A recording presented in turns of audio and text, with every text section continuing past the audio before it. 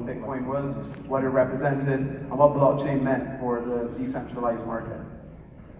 The further we got into the solution we were trying to build out, we realized it was an onion layered problem. The deeper we got, the more we realized that the market of financial activity was inept and it was lacking in a lot of fundamentals, specifically around the arena of transparency, integrity, and accountability. Our team in 2014 was just under 4 people. Just at the end of the year, we met this cowboy investor that believed in what we were doing, believed in the vision, and he made a capital investment in 1.5 million into Bit. And it allowed us to start building out and growing our team. We immediately started to focus on anti-money laundering, counter-terrorism financing, and the plethora of things that central banks would want to see to have comfort in their environment if they were to move in this direction. Entering into 2015, we had partnered with a company named Colu that had worked on an overlay protocol of Bitcoin. When we came back to the North American Bitcoin conference, we came back as bit.com. We had finally had the capital to purchase that. Our mission then became a mission of educating regulators. So over the period of 2015, we represented blockchain technology at the first ever United Nations conference on the subject, the Commonwealth Secretariat, and a series of central banks around the world. It became the year of educating regulators on the topic of cryptocurrencies and informing them on the problems that they can cause if they were to regulate this thing inaccurately. Our team was now under 10 people, and we started engaging CARICOM central banks around the region. Further rejection ensued. Into 2016, we had now launched a mobile wallet, a mobile dollar. We had also launched the ATM, which allowed a consumer to receive dollars on his phone and convert those dollars into physical cash. So this was the first ATM to touch the Caribbean, but it wasn't just a Bitcoin ATM. It was one that spoke to digital dollars. The media education frontier had started, and at this point, we had to make sure the media was aware of what we were doing because of the inaccuracies that they were putting out there to the public. And we felt like they were the #1 source to ensure that consumers had the information they needed to be guided accordingly. At this point, the central bank could no longer ignore us. We had been into 13 meetings at this point, and we got the nod of approval from Dr. Delisle World, Central Bank of Barbados.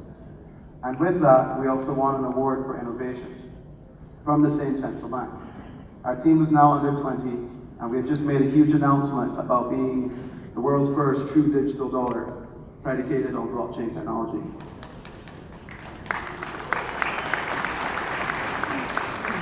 Along the lines at Satoshi Roundtable in 2016, this interesting character approached me that the community had been calling the Bitcoin Messiah.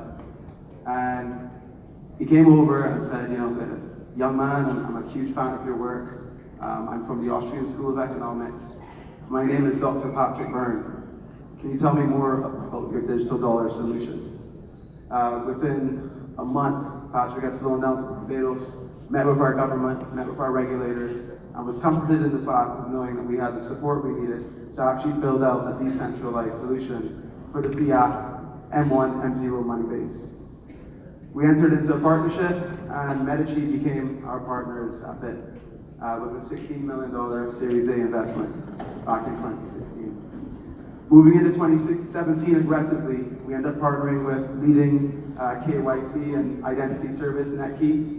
The ecosystem was launched, and this is what's critical right now. The ecosystem replicates the 3 layers of the money supply chain, where central banks issue the dollar, where commercial banks and financial institutions interface with the dollar, and when retail consumers actually access it. And we replicated all 3 layers of this money supply chain digitally. When we came back to the North American Bitcoin conference in 2017, I actually spoke here last year, and I announced the generation and the formation of this ecosystem, which we ended up launching in December, just a month ago.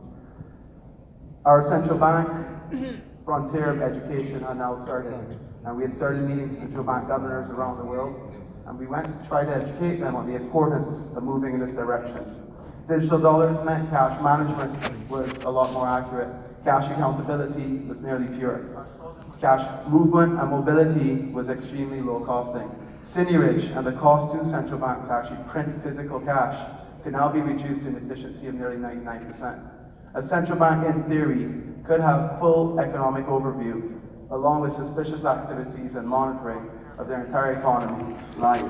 Well, since nobody seems to be watching, Which is pretty critical from a point of financial inclusion. Because in the region, we tout over 100% mobile penetration rate to